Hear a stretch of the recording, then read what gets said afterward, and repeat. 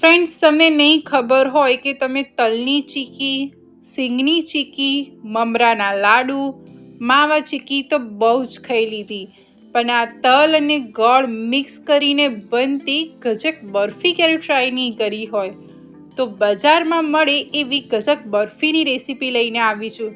તમને હું બતાવી દઉં કે બજાર જેવી જ પરફેક્ટ સોફ્ટ કે મોઢામાં મૂકો ને ક્યાંય ઓગળી જાય એવી રેસીપીની આજે બનાવવાના છીએ આપણે.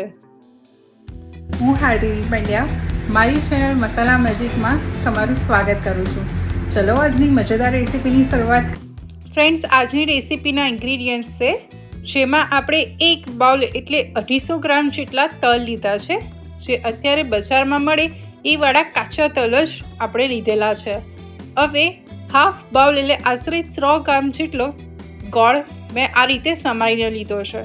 હવે આ રીતે સ્ક્વેર કન્ટેનરમાં બટર પેપરને મેં સેટ કરીને પહેલાં રાખી દેવાની છે. આ પ્રી તૈયારી પહેલાં કરી લેવાની છે. હવે આ રીતનું એક બટર પેપર બી રેડી કરી લેવાનું છે. હવે આપણે એક પેનમાં તલ લઈ લઈશું ને તલને સરસ એવા લો ફ્લેમ પર શેકવાના છે.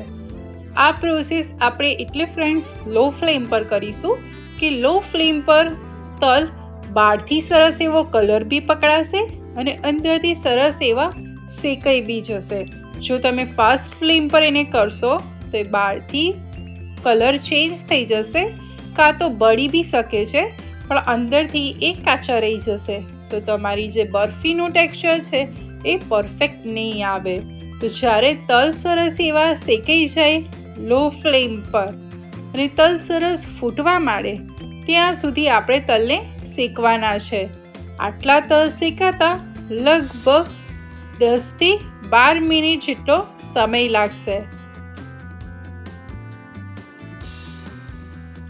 તમે ફ્રેન્ડ્સ જોઈ શકો છો કે તલનો સરસ કલર બી ચેન્જ થઈ ગયો છે ને તલ ફૂટવાનો અવાજ બી મને આવી રહ્યો છે. તો પરફેક્ટ મારા તલ શેકાઈને રેડી થઈ ગયા છે. હવે આ તલને આપણે આ રીતે એક પ્લેટમાં લઈ લઈશું અને એને ખુલ્લા કરી અને સરસ એવા ઠંડા થવા દઈશું. જ્યારે બી તલનો યુઝ કરતા હોઈએ ત્યારે તલને પરફેક્ટ ઠંડા કરવા ખૂબ જ જરૂરી છે. જો તમે ગરમમાં પ્રોસેસ કરી દેશો તલની તો તલ ઓઇલ રિલીઝ કરી દેશે અને તમને પરફેક્ટ ટેક્સચર નહીં આપે. હવે એની હાફ બેચ આપણે મિક્સર ગ્રાઇન્ડરમાં લઈ લઈએ. આપણે હાફ બેચીસમાં જ એને ગ્રાઇન્ડ કરી અને આ રીતનો પાવડર દરદરો રેડી કરવાનો છે. જો તમે બહુ જ મિક્સર ભરી અને ગ્રાઇન્ડ કરશો તો એ ઓઇલ રિલીઝ કરી દેશે ને આ રીતનો પાવડર રેડી નહીં થાય. હવે ગજક બરફીનો મેઇન પાર્ટ આપણે ગોળનો પાયો કરવાનો છે. એના માટે આ રીતે સમારેલો ગોળ પેનમાં લઈ લેવાનો અને એને લો ફ્લેમ પર સરસ એવો પાયો કરવાનો છે. ફ્રેન્ડ્સ, હું તમને સ્ટેપ બાય સ્ટેપ્સ પાયો કેવી રીતે કરવો એ બી હું જણાવું છું. ફર્સ્ટ ઓફ ઓલ કે આપણે લો ફ્લેમ રાખવાની છે. આમાં અત્યારે પાણી, તેલ, ઘી, ખાંડ કશું જ એડ નથી કરવાનું. આપણે ફ્લેમ હાઈ સહેજ બી નથી કરવાની. આ પાયો લો ફ્લેમ પર જ કરવાનો છે કે જેથી હું તમને બતાવું એ સ્ટેપ્સ તમે લો ફ્લેમ પર ફોલો કરી શકો. તમે જોઈ શકો છો કે સરસ એવો ગોળ ઓગળી ગયો છે અને આ રીતે એને કન્ટિન્યુ સ્ટર કરીશું તો ધીરે ધીરે એનો કલર ચેન્જ થતો જશે.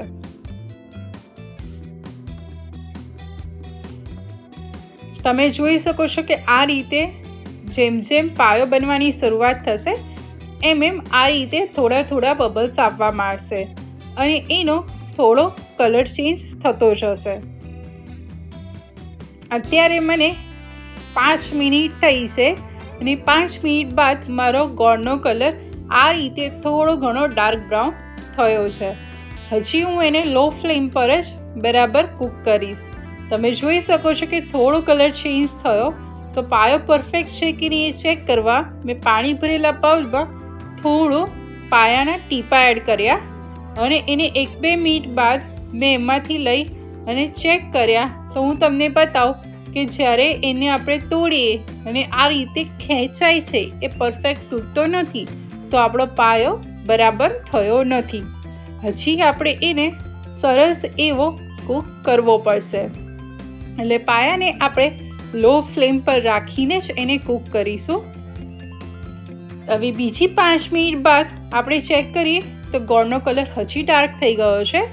તો ફરી આપણે પાણીમાં મૂકી અને ચેક કરીએ તો મેં ફરી પાણી ભરેલા બાઉલમાં ટીપું પાડી દીધું છે અને 1-2 મિનિટ બાદ ચેક કરું છું તો ગોળ સરસ આ રીતે તૂટે એવો થઈ ગયો છે. તો આપણે ફ્લેમ ઓફ કરી દઈશું અને હજી એને 1 મિનિટ કૂક કરીશું. ગોળ ગરમ છે ત્યાં સુધી સરસ એવો એ કૂક થઈ જશે.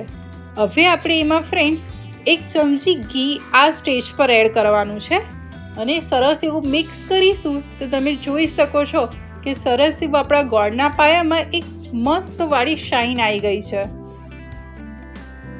અને આ સ્ટેજ પર જ ફટાફટ આપણું જે તલવાળું મિશ્રણ છે એ એડ કરી દેવાનું છે ને એને સરસ એવું મિક્સ કરી દઈશું.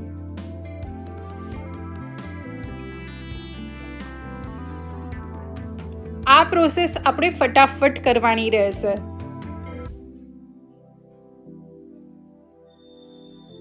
આ રીતે થોડું પ્રેસ કરીને મિક્સ કરશો તો પરફેક્ટ મિશ્રણ મિક્સ થઈ જશે. તમે જોઈ શકો છો કે મેં સરસ એવું બધું મિક્સ કરીને આ રીતનું મિશ્રણ રેડી થઈ ગયું છે. આ મિશ્રણ થોડું આ રીતનું ચીપચીપું જ રહેશે. હવે આ મિશ્રણને આપણે જે બટર પેપર રેડી કરેલું હતું ડીશ એમાં લઈ લઈશું. એટલે જ મેં આની પ્રી તૈયારી કરાવી લીધી હતી કે આ પ્રોસેસ આપણે બહુ ઝડપથી કરવાની રહે છે. હવે ગરમ છે એટલે આપણે હાથ લગાવ્યા વગર આપણે વેલણથી જ એને મેનેજ કરી ચીકી બનાવતા માટે ચીકી વણતા હોઈએ છીએ એ જ પ્રોસેસ કરવાની છે. આપણે એને સરસ એવી ફ્લેટ બધી સાઈડથી વણી લેવાની છે. આ એક વન ટાઈપ ઓફ તલની ચીકી જ કહી શકો તમે. આ સ્ટેજવાળી તલની ચીકી બી તમે એન્જોય કરી શકો છો. ફ્રેન્ડ્સ, આ વણીને સરસ રેડી થઈ ગઈ છે. હવે આપણે એને અડધો કલાક રેસ્ટ આપી દઈશું અને અડધો કલાક બાદ આપણે ચેક કરીએ તો આ રીતે ક્રિસ્પી એવી પરફેક્ટ તૂટે એવી ચીકી રેડી થઈ ગઈ છે. હવે આ રીતે એના નાના નાના ટુકડા કરી લેવાના છે અને ટુકડા કરી એને બાઉલમાં લઈ લઈશું. જેટલા બને એટલા નાના ટુકડા કરીશું કે જેથી આપણે એને ગ્રાઇન્ડ કરવામાં પ્રોબ્લેમ ના આવે અને ઇઝીલી આપણે એને ગ્રાઇન્ડ કરી શકીએ. હવે બધા ટુકડાને મિક્સર ગ્રાઇન્ડરમાં લઈ અને આ રીતે ગ્રાઇન્ડ કરીને પાવડર રેડી કરી લેવાનો છે. હું તમને બતાવું તો આ રીતનો દરદરો પાવડર રેડી કરવાનો છે. હવે એમાં 3 ચમચી જેટલું મેલ્ટેડ ઘી એડ કરવાનું છે અને ઘી એડ કરીને બધું સરસ મિક્સ કરી લઈશું. આ રીતનું મિશ્રણ બધું સરસ મિક્સ થઈ જાય તો તમે ફ્રેન્ડ્સ કહેશો કે ઘીનું પ્રમાણ બરાબર છે કે નહીં, કેવી રીતે ખ્યાલ આવશે?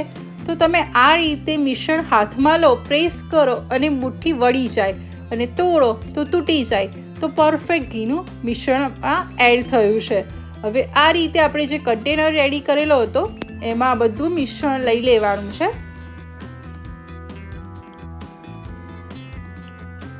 અને બધું મિશ્રણ લેવાઈ જાય ત્યારબાદ એને ફ્લેટ કરવા માટે, એને પરફેક્ટ પ્રેસ કરવા માટે આપણે પોટેટો મેશર લીધું છે. એનાથી આપણે ઇવનલી એને પ્રેસ કરીશું. તમે ચાહો તો ભાખરી શેકવાના ડટ્ટાથી બી એને પ્રેસ કરી શકો છો ને વાડકીથી બી પ્રેસ કરી શકો છો, પણ એને વજન આપીને બરાબર પ્રેસ કરવાનું છે. આ રીતે જ્યારે તમે પ્રેસ કરશો તો એના પર સરસ એવી એક શાઇન આવી જશે અને જે શાઇની બોર્ડર છે એને આપણે ચમચીથી પ્રેસ કરી અને ઇક્વલ કરી દઈશું.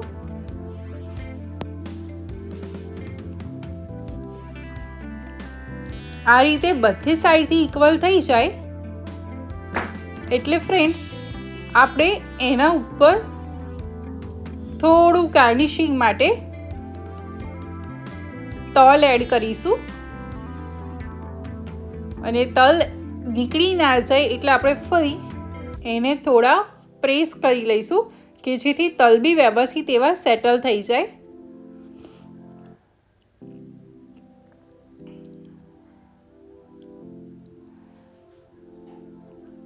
હવે ફ્રેન્ડ્સ આપણે આને કલાક સુધી આપણે રેસ્ટ આપવાનો છે કે જેથી આપણી ગજક બરફી પરફેક્ટ રીતે સેટ થઈ શકે. કલાક બાદ આપણે એને ડિમોલ્ડ કરી લઈએ અને એને કટ કરીએ. હું તમને એના પીસ પાડીને બતાવું તો પરફેક્ટ પીસ પડે છે, એનો ભૂક્કો નથી થઈ જતો. તો આપણી પરફેક્ટ ગજક બરફી રેડી થઈ ગઈ છે. તમે એને સ્ક્વેર શેપમાં કે જે બી શેપ પસંદ હોય એ શેપમાં તમે કટ કરી શકો છો.